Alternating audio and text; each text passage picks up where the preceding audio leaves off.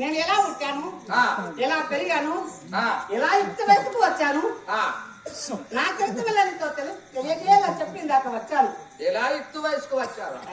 యుక్త వయసు. యుక్త వయసు. యుక్త వయసు అంటే నవయవనకారులు అనగా చక్కని యొక్క రూపురేఖ లావాణ్యం కలిగినటువంటి 16 ఏళ్ల కన్య ఎలా ఉంటుందో ఆ విధంగా 16 ఏళ్ల కన్యను ఇప్పుడు ఉన్నాను నేను ఈ వయసులో. అట్లా మహారాణి ఏమంటావు?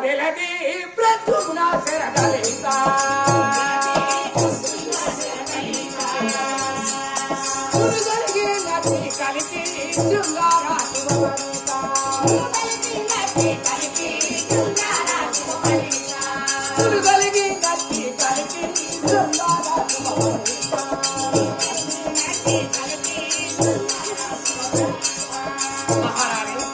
చక్కని యొక్క రూపురేఖ లావణ్యము కలిగినటువంటి చక్కని స్త్రీవి.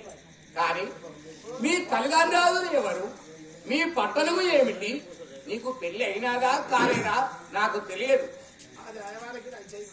ఏమన్నారమ్మా? యుక్త వయసుకు వచ్చావు, పెళ్ళేరుకు వచ్చావు, మరి నీకు పెళ్లి అయ్యేదా కాలేదని చెప్పి ప్రజల ముందు నన్ను చెప్పమని కోరుతున్నారా? అవునవును. అవునా? కరుణీ సిగ్గౌనే అక్కడికే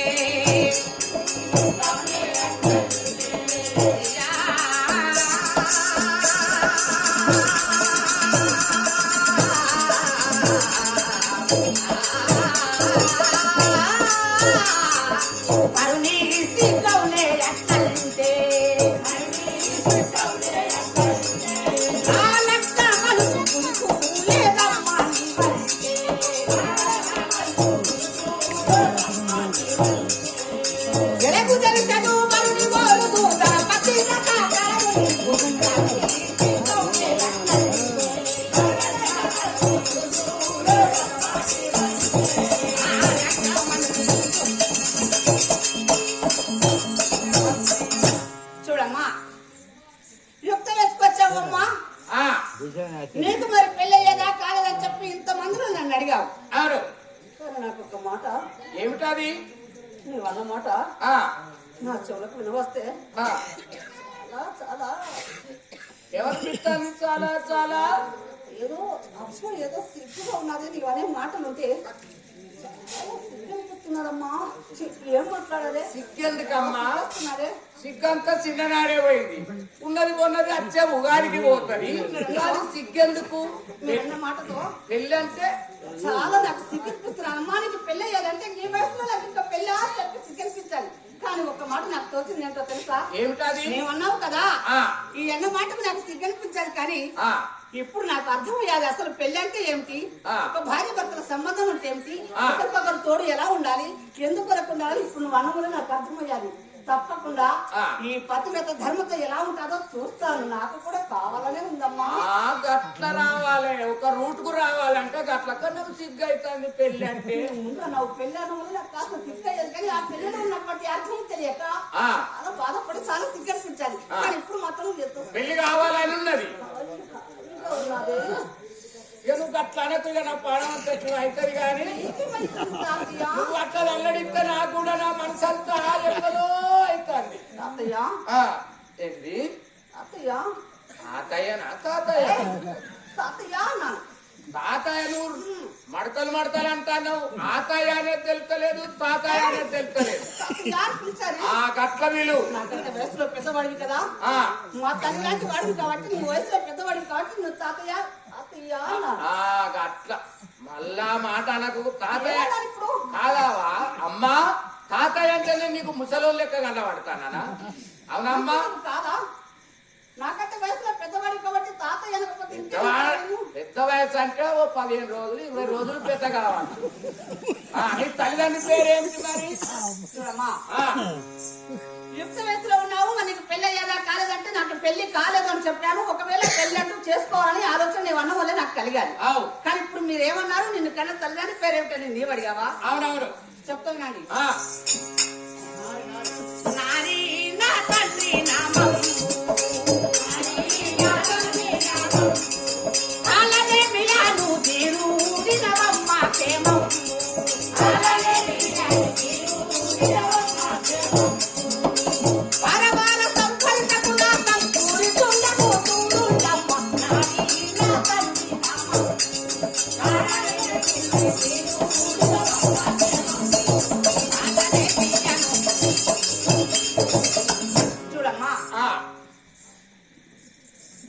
ఎన్నో యాత్రలు తిరిగి 101 దేవతలకు 101 పూజలు చేయగా మా యొక్క తల్లిదండ్రి ఎన్నో వ్రతములు చేశారు.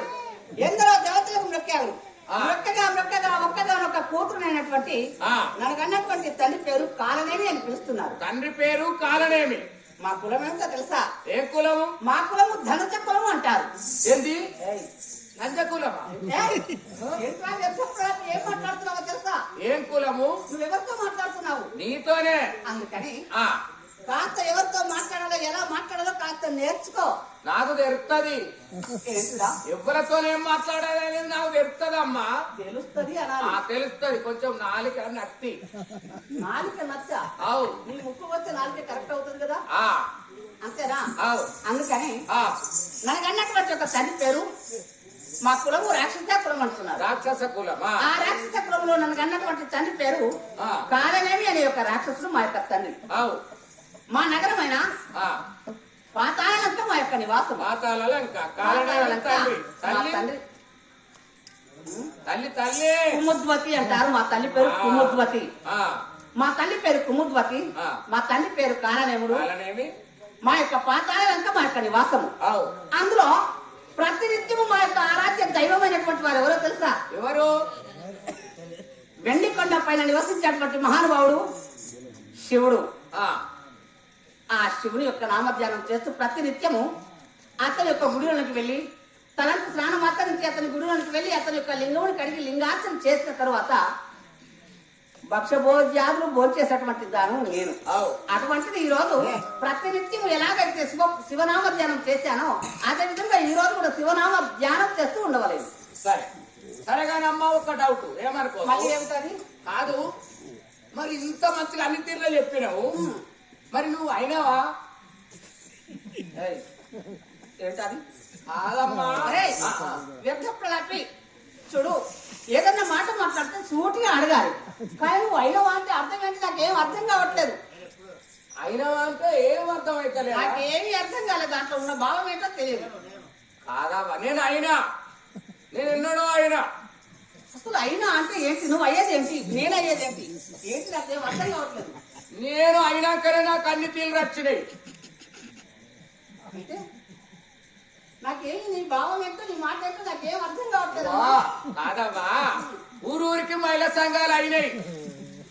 మహిళా సంఘాల మహిళా సంఘము లీడర్ అయినాక నాకు అన్ని తీరు వచ్చినాయి. బుద్ధి జ్ఞానము గుణము అన్ని తీరు వచ్చినాయి. మరి నువ్వు మహిళా సంఘాల లీడర్ అయినావా అంటారా? నాకెందుకు ఇప్పుడు మహిళా సంఘంతో అవసరం లేదు. నాకు మీ పాతాళంకలు మహిళా సంఘం లేదా? మానవ మీకు లోన్లు వస్తలేవా? మాకు లోన్ అంటే ఏంటో తెలియదమ్మా.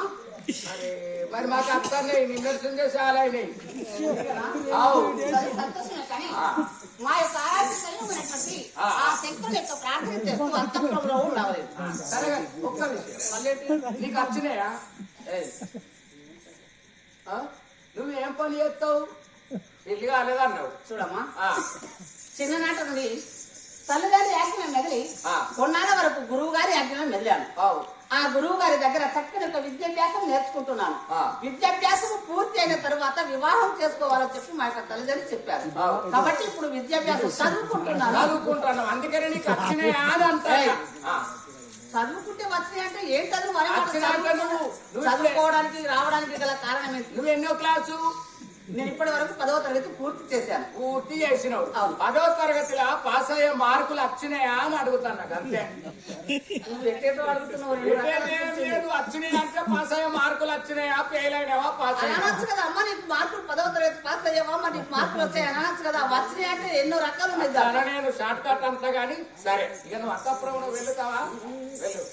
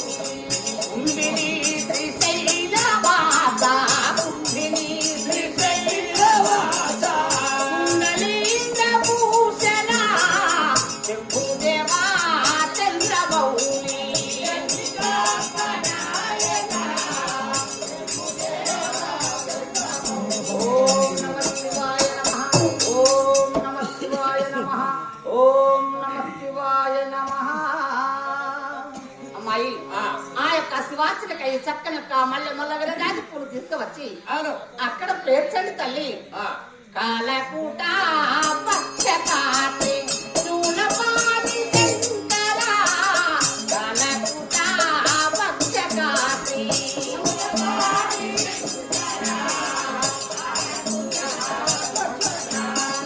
చూలపాటి శంకర కాలకూట పచ్చకాటి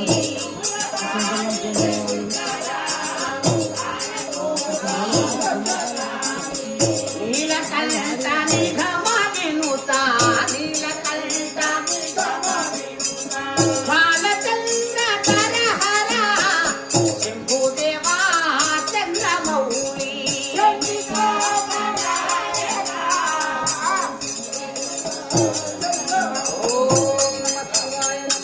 ఓం గరుడకంఠాయ నమః ఓం చంద్రధరాయ నమః ఓం నమః శివాయ నమస్తే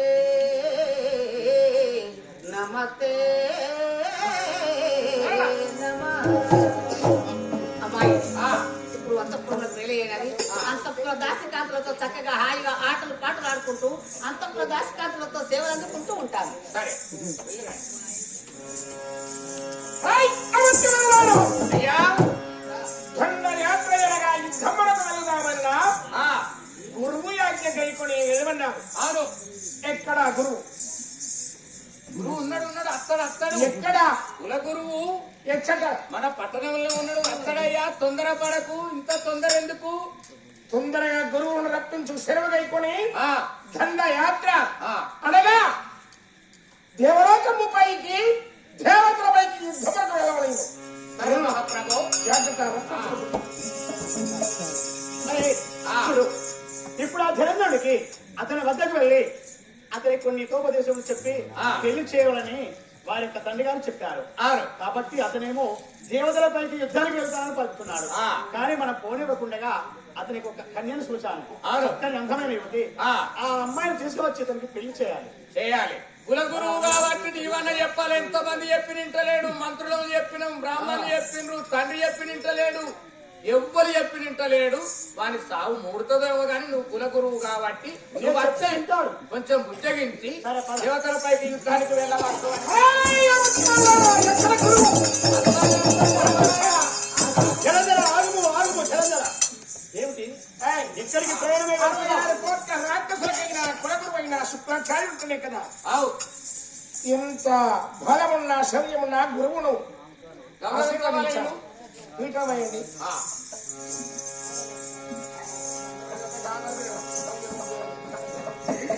యువరణ్య ఏమిటి అభియోగనము దీర్ఘాయుష్మాన్ చదవలసిన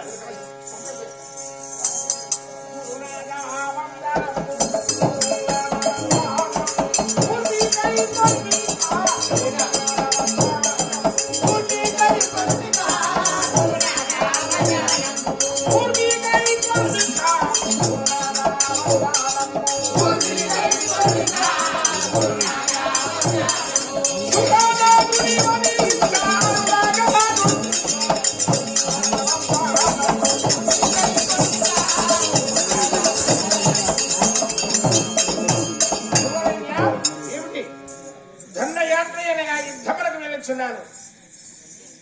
అమరావతి నగరమునకు సెలవివ్వండి. జలజల ఒక్క మాట చెప్తారు వింటారా?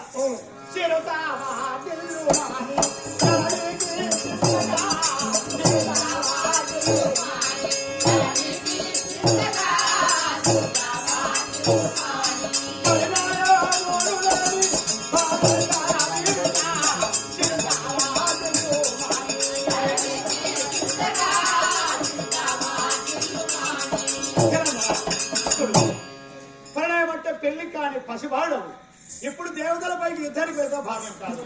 నా మాట విని నీవు పెళ్లి చేసుకున్న తర్వాత యుద్ధానికి వెళ్ళాలి. అంతవరకు వెళ్ళకూడదు. పరిణయములు లేని ఆ పరిణయం అంటే పెళ్లి లేని బాలకుండము. యుద్ధములకు వెళ్ళమంటావా? ఆయ్ గురువరా!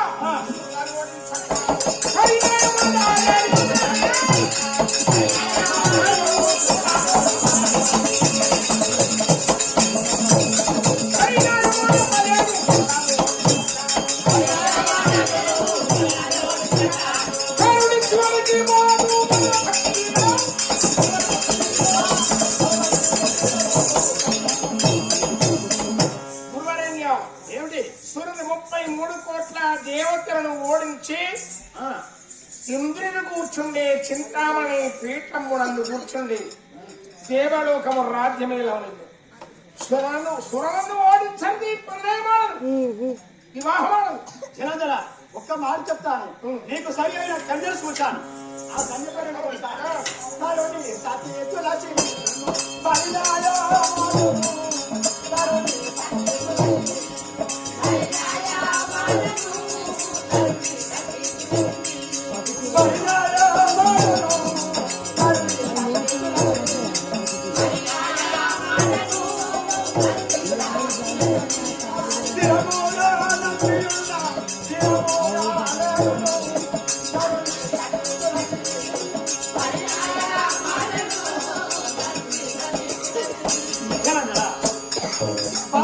నగరం పరిపాలించే మహానుభావుడు ఎవరు? కారణమేమి? అతని యొక్క బిడ్డ అయిన తులసిదేవి, చక్కని పరమ పతివ్రత, చక్కని అందము, శశిదేవి, లక్ష్మీదేవి, పార్వతి, వారికంత చక్కని అందమైన యువతి. ఆమె తీసుకొచ్చి నీకు పెళ్లి చేస్తాను. నేను వెళ్ళి అతనితో మాట్లాడాను, మాటలు ముచ్చట్లు నిశ్చయించాను, మీకు పెళ్లి నిశ్చయించాను. ధనుజ వీరుడైన కారణని మహారాజు బిడ్డ అయిన సతీ తులసిని నాకు నిశ్చయించి వచ్చారా? అవును. ఎందుకంటే నన్ను తెలియనిదే మీరే చూచి వచ్చారా? నాకు తెలుసుకెళ్ళారా? చూడండి నాయన, ఎందుకైనా గురువుని కదా నా మాట వింటుందని చెప్పి నీకు తెలియకుండా నేను వెళ్ళి అక్కడ మాట ఇచ్చి వచ్చాను. కానీ నా మాట గురువరా, నా మాట వినండి. ఎవరి మాట వినేవాడను కాదు, వినండి. కారుణ్యమూర్తి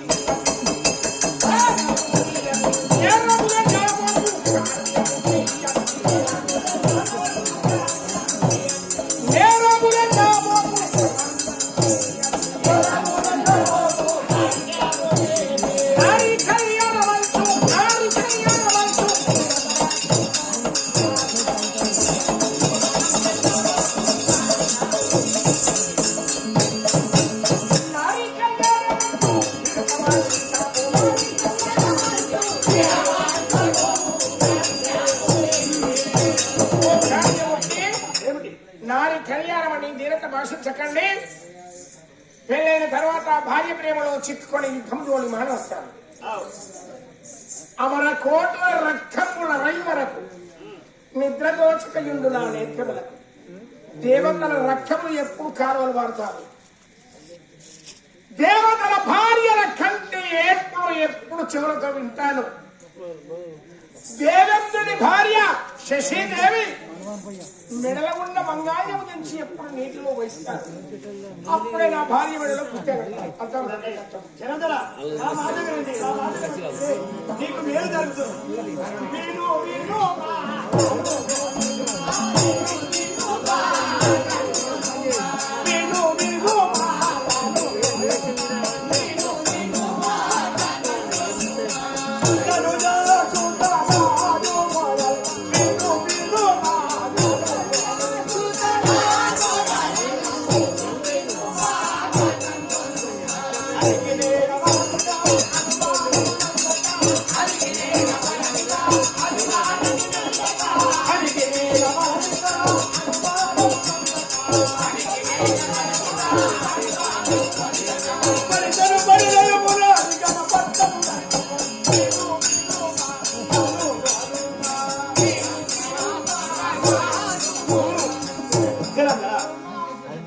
నీవు రాక్షసులు మనం నిజమే, కానీ దేవతలపైకి దండెత్తి వెళ్ళాలి, దేవతలను ఎత్తి పట్టాలి, దేవతలను చెరపట్టాలి అన్నది మన సూక్తి.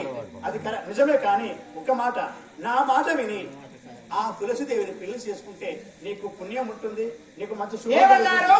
వారిద్దరు పరిణయమాడు ఘనపట్టం కట్టుకుంది. ఈ పట్టం కట్టుకోవాలా? పెళ్లి చేసుకున్న తర్వాత పట్టాభిషేక్తులు అయిన తర్వాత అప్పుడు దేవతలపైకి యుద్ధానికి వెళ్ళాలి. రాజ్యం నాకు రాజునయ్యి దేవతలపైకి భార్యను పెళ్ళాడి రాజ్యం వెళ్ళాలా? గురువరా ఏమిటి అని కనగా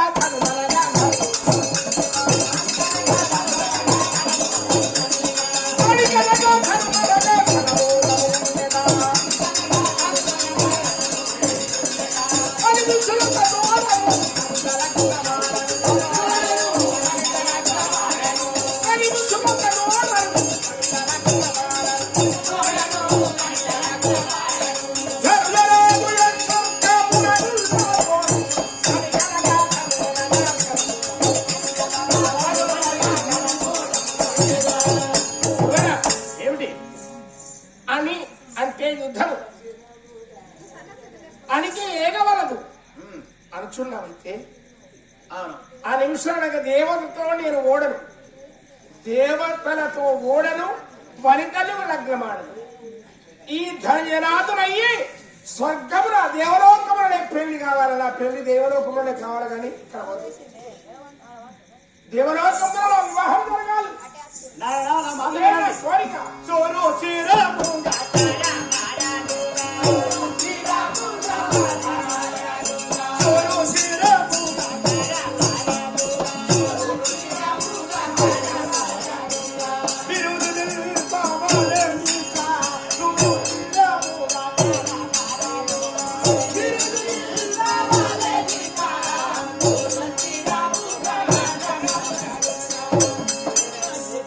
చూడండి, నా యొక్క ఆజ్ఞను పాటించి నా యొక్క మాట విన్నట్లయితే నీకు శుభం జరుగుతుంది. ఒకవేళ నీవు నా మాట విన్నట్లయితే నీకు చెప్పిస్తాను. నా నోటితో ఏ మాట అంటానో ఆ మాట జరుగుతుంది. కాబట్టి నా మాట విని నీవు ఆ తులసిదేవిని పెళ్లి చేసుకొని ఈ పట్టణమును పరిపాలిస్తూ అప్పుడు దేవతల పైకి యుద్ధానికి వెళ్ళాలి. కానీ అంతవరకు వెళ్ళాలి. 66 కోట్ల రాక్షసులకు ఒక్కడే కులగురు. సర్వ రాక్షసులల్లా 66 కోట్ల రాక్షసులు నా మాట వింటారు. అవును. నీవే పెడ చివర పెట్టి ధిక్కరిస్తున్నావు. నా మాట వినడం లేదు, శపిస్తానంటావా? అవును తెలంగాణ, నా మాట వింటే నీకు మేలు జరుగుతుంది. ఆ, ఎంత మాట్లాడినాడు ఈ గురువరుడు. శపించినట్టయినా నేను వెళ్ళే ప్రయాణములకు భంగం అవుతుంది. ఎక్కడికి నాకు చెప్తున్నారు.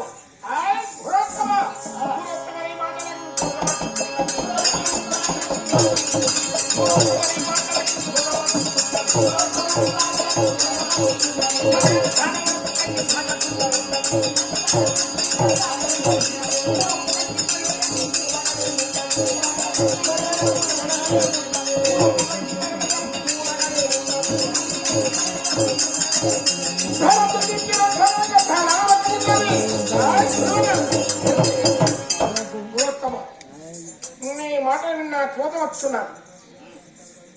పెళ్లి చేసుకొని భార్య ప్రేమలో చిక్కి రాచ కార్యములెల్ల మరచి రాజ్యమేనా ప్రయోజనమేమి? మా దానములకు శుభమెత్తు కలగాలి, మా దానములకు కీర్తి ఎత్తు రావాలి. వారికి శుభమైన కనుక నేను పెళ్ళాడని చెప్పాను. చెప్పించున్నానని పంచున్నాను. నా మాట వినకపోతే అదే కదా జరిగేది. మహామంత్రి అయ్యా ఇతని మాట విని పెళ్ళాడితే భార్య ప్రేమలో చెప్తాను. ఆ, అయితే యుద్ధం జోలి మాడవేస్తా. యుద్ధము కాదయ్యా, తల్లి తండ్రి గురువు. తండ్రి చెప్పిండు కానీ గురువు మాట మీరు వినాలి. ఆ గురువు చెప్పించినా మీరు దగ్ధమైతారు. ఇంద్రుని వధించి వాడు ఎక్కే సింహాసనం ఎత్తి పెళ్ళాడాలి. ఎక్కడ ఏ అని నేను పోయి చంపెట్టగలను అంటే ఫస్ట్ లగ్గం వాడు ఆయన చెప్పినప్పుడు ఇంద్రుడు ఎంత తోడు నా కింద అని నేను చంపెట్టగలను అయితే లగ్గం చేసుకో గురువు చెప్పిన 3 కోట్ల దేవతలు వధిస్తావా? 33 కోట్లు. అందరిని బాధించగలను అయితే లగ్గం చేసుకోవయ్యా. గురువు చెప్పినప్పుడు ఇను. ఇంద్ర బ్రతుకు గురుడు శప్పింపుచున్నాడని ఊరకున్నాడు. ఎత్తు తత్కంక ధార ఒక్క వత్సరము, ఒక్క సంవత్సరము అని ఉంచుతాడు. ఒక్క వత్సరం విడిచి పెళ్ళాడి పెళ్ళైన వత్సరం మనకు నీ ప్రాణము హతము బ్రతుకు ఒక్క సంవత్సరం విడుస్తాను. సరే గురువరా మీరు చిత్తము కానివ్వండి. సరే ఇప్పుడు ఇప్పుడు ఆ కారణమైన బిడ్డ అయినా ఆ తులసిదేవి ఉంది ఉన్నది. ఆమె వద్దకు వెళ్ళి అమ్మాయి నీకు చక్కని వరను చూశాము అని చెప్పాలి. అక్కడ వెళ్దాం పదండి. ఎంతమంది చెప్పినా ఇంటలేడా అసంటోడు నీ మాట విన్నాడు. మరి సామాన్యుడు కాదు, జగందరుడు అంటే సామాన్యుడు కాదు. ఏదో నీ మాట గురువని నీ మాట విన్నాడు, లగ్గం చేసుకుంటానని అన్నాడు. మరి పిల్లనేడ చూసినావు, ఆ పిల్ల ఎటువంటిదో ఆయన ముందే ముక్కోపి ఆగుతలేడు, ఎవరు చెప్పినా వింటలేడు. ఆ పిల్లలు చెప్పారు ఏ పట్టము తీసుకుని రాడియో పెళ్లి ముహూర్తమును చేయించండి. అనుభవముగా వీర జలంధరుని పెళ్లి అని ప్రపంచమెల్లా చాటియండి. తొందరగా గావించి రోజులు ముగిసిన తర్వాత దేవతలను ఓడించబడిన నా కోరిక. పెళ్లి పైన ప్రేమ కాదు, భార్య పైన ప్రేమ కాదు, యుద్ధం కావాలి. యుద్ధం కావాలి, గురువు మాట వింటాండవు అంతే కదా. అది. కానీ ఇక పిల్లని చూడద్దు, పులు పనులు పెట్టద్దు, మన పూజ చేయద్దు, తొందరగా అంటే అంత తొందరగా మంచి రోజులు ఉండద్దు. ఇంత కోపమావా నీకు? అవన్నీ గురువు తెలుసు. గురువరేణ్యా ఏంటి ఆయన ఆగుతలేడు, తొందరగా కావాలి. ఏదో నీ మాట విన్నాడట. ఇంద్రుణ్ణి 130 కోట్ల దేవతలు వధించాలి నా కోరిక అదే గాని గురువు మాట వింటాను ఏదో అన్నందుకు మరి ఆమె ఎవ్వలో తీసుకొచ్చి చెప్పిన వేయాలంటాడు. తొందరగా కావాలి అనుకున్న తొందరగా అవుతారా? నేను అదే అన్నా. మంచి రోజులు ఉండట. ఓ 300 చేస్తాం, పిడా చేస్తాడు, అలా కాదు. ఆమె చేస్తాడు, తల్లిదండ్రులు చేస్తాడు. అది కాదా? ఇప్పుడు మనం ఆ కారణం వద్దకు వెళ్ళి ఇంతకు ముందే చెప్పాము కాబట్టి ఇప్పుడు వెళ్ళి అతనితో మాట్లాడి అమ్మాయిని తీసుకువచ్చి మన యొక్క కులములు, మన దానవ కులములు ఎలా ఉందంటే ఒక పూలమాల ఇస్తే అమ్మాయి తీసుకువెళ్ళి అబ్బాయి మెడలు వేయాలి. అదే కానీ ఆ పిల్ల ఎవ్వరు? తులసిదేవి. తులసీదేవి. అవును. అలా తల్లిదండ్రులు ఉన్నారు కదా. ఉన్నారు. సరిగా పోదాంపా చెప్పన. ఆయన ఆగుతలేడు, తొందరగా చెయ్యాలి.